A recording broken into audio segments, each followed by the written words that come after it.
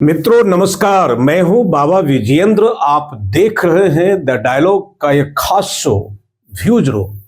मित्रों, views room में आपका बहुत बहुत स्वागत है।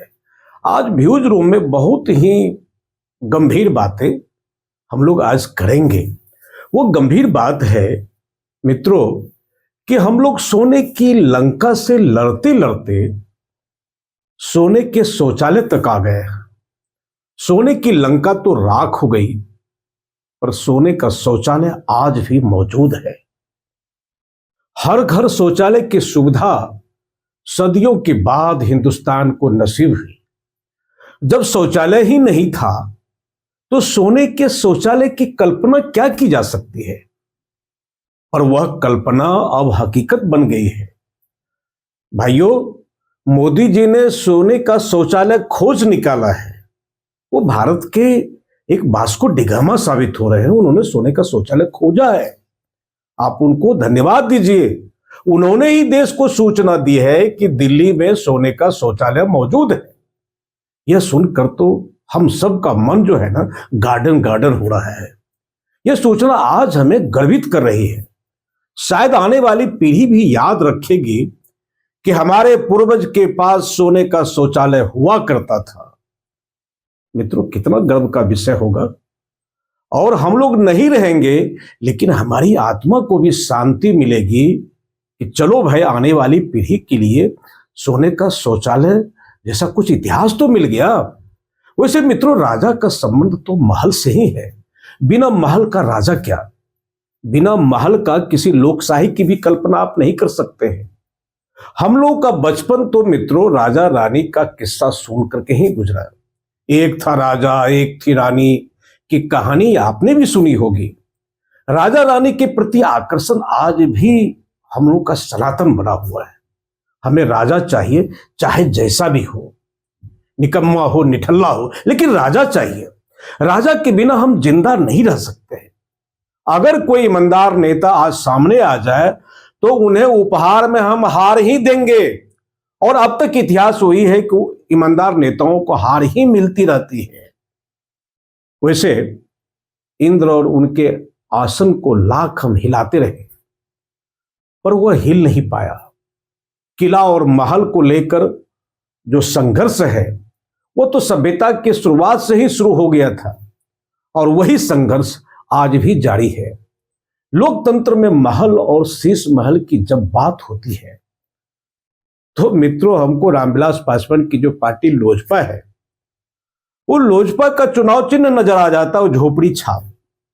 लोकतंत्र में यह आम अपेक्षा रहती है कि जब करोड़ों लोगों को झोपड़ी नसीब नहीं हो तो राजा को शीश महल में नहीं रहना चाहिए। पर सत्ता का संबंध तो सिंहासन से होता है, किसी कुत्तासन से नहीं। सत्ता सुंदरी चौराहे पर नहीं रहती। इसे महल क्या, शीश महल चाहिए। मित्रों, राम राज्य भी अयोध्या के राजमहल से ही शुरू हुआ। वनवास के दौरान राम का कोई शपथ ग्रहण थोड़े हो गया था। और गांधी ने भी अपने राम राज्य के लिए नेहरू जैसे चमकते, रोमानियत वाला जीवन जीने वाले सितारे का ही गांधी ने भी चयन किया था।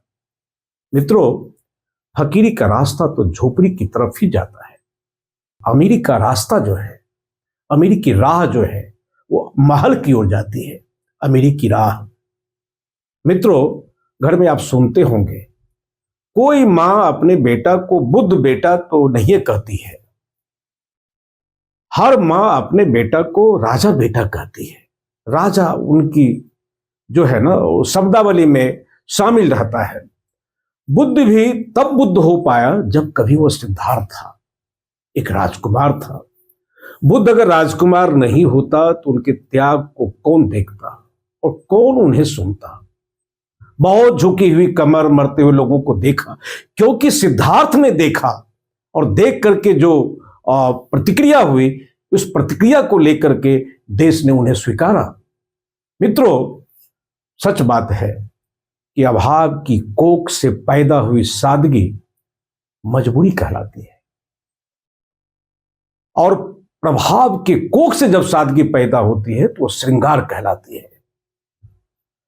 मजबूर नेतृत्व ना तो अपना भला कर सकता है ना ही मुल्क का भला कर सकता है। मुझे लगता है कि इतिहास से प्रेरणा पाकर ही मोदी जी या केजरीवाल जी राजा बनने और दिखने के जुगाड़ में है। आज दिल्ली महलों की लड़ाई में उलझ गई है। तेरा महल मेरा महल, आज यही विषय बीच बहस में है। कौन कितना बड़ा अय्यास है, इसका आकलन अब जाकर के इस चुनाव में हो रहा है। मोदी जी गरीब घर का बेटा है, गरीब घर का बेटा होकर के पीएम बन गए। मोदी का पीएम हो जाना और अमीर हो जाना दोनों दो बातें हैं। लेकिन आज जिस ठाट बाट से मोदी जी रह रहे हैं वो लोगों को खलता अवश्य है। पर यह आपका कुरहन है, क्यों चिर रहे हैं? अरे राजा है, राजा की तरह उनको लगना चाहिए और बढ़िया बढ़िया विमान खरीदना चाहिए। करोड़ों का, कोई कल्पना नहीं की जा सकती कि मोदी के ऊपर कितना खर्च है। आप मोदी जी से लाल बहादुर शास्त्री वाली सादगी या गांधी वाली सादगी की अपेक्षा नहीं कर सकते। यह मोदी इरा है, यहां सब कुछ जायज है। मित्रों, मोदी जी कहते हैं कि हम फकीर हो जाएंगे। मोदी जी फकीर हो जाएंगे तो मुझे लगता है कि मित्रों आप बयान को देखें। मोदी जी कहते हैं हम तो फकीर हो जाएंगे और झोला लेकर के निकल जाएंगे। कहते तो हैं लेकिन बात हजम नहीं हो रही है। मोदी जी सत्ता में आकर झोला उठाएंगे, चोला बदलेंगे, पर केजरीवाल तो झोला पहले उठा लिए थे, सत्ता में तो बाद में आए। केजरीवाल को सत्ता में बने रहना, इनको कहीं नहीं जाना है और अपने साम्राज्य का विस्तार करना है। गजब मित्रों तमाशा चल रहा है। भाजपा और आम आदमी पार्टी ने फर्जी लड़ाई में वास्तव में इस लोकतंत्र को उलझा दिया है। त्याग क्या दिखाना? अरे त्यागी उपनाम से भी काम चल जाता। जिसको त्याग नहीं करना है वे त्यागी हो जाते हैं। काश दिल्ली का चुनाव किसी गंभीर विषय पर लड़ा जाता तो शेष देश में बड़ा संदेश जाता, पर ऐसा नहीं हो रहा है और यह राजनीतिक उद्दंडता की पराकाष्ठा ही है। एक पाखंडी दूसरे पाखंडी से लड़ता दिख रहा है। मित्रों, समर में जीत के लिए दाव पेच की भी अपनी एक सीमा होती है। सब लोग दाव पेच करते हैं, लेकिन ऐसी निर्लज्जता की कल्पना नहीं की जा सकती थी और जो निर्लज्जता सामने दिखाई दे रही है।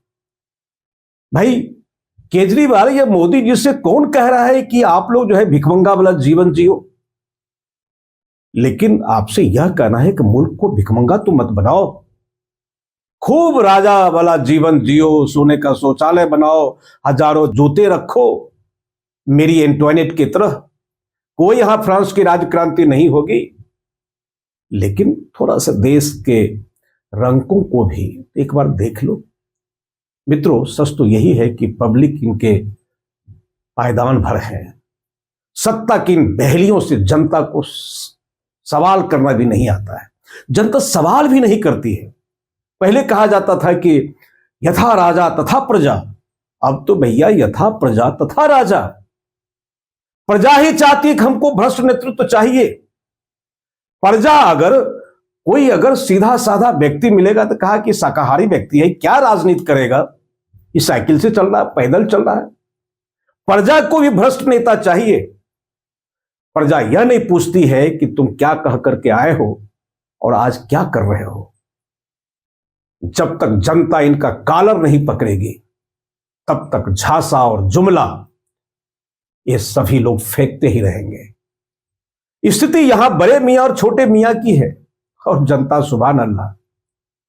शिकारी आएगा, दाना डालेगा और लोभ से उसमें फंसना नहीं का गीत जनता गा भी रही है और फंस भी रही है। को हो निरप हमें ही हानि। मित्रों, गरीबी की गोद में पलकर अमीरी की गोद में बैठ जाना, यह तो केवल गोद का रूपांतरण भर है। इसमें पुरुषार्थ क्या है? गरीबी की गोद से अमीरी की गोद में जाकर अगर आप गरीबी मिटा देते हैं तब वहां पुरुषार्थ घटित होता है। वर्तमान पॉलिटिक्स में इस पुरुषार्थ का बड़ा अभाव दिखता है। ये बहुत ही अफसोसजनक है। बने रहिए हमारे साथ में, कल फिर इसी समय व्यूज रूम में आपसे मिलेंगे, अपनी बात कहेंगे। मित्रों, अगर हमारी बात आपको अच्छी लगती है, बुरी लगती है, कमेंट अवश्य करें ताकि मैं आपको ठीक कर सकूं, या आपकी अगर शुभकामना मिलती है तो और मैं बेहतर बात कर सकूं। बहुत बहुत धन्यवाद। नमस्कार। अपना ख्याल रखिए।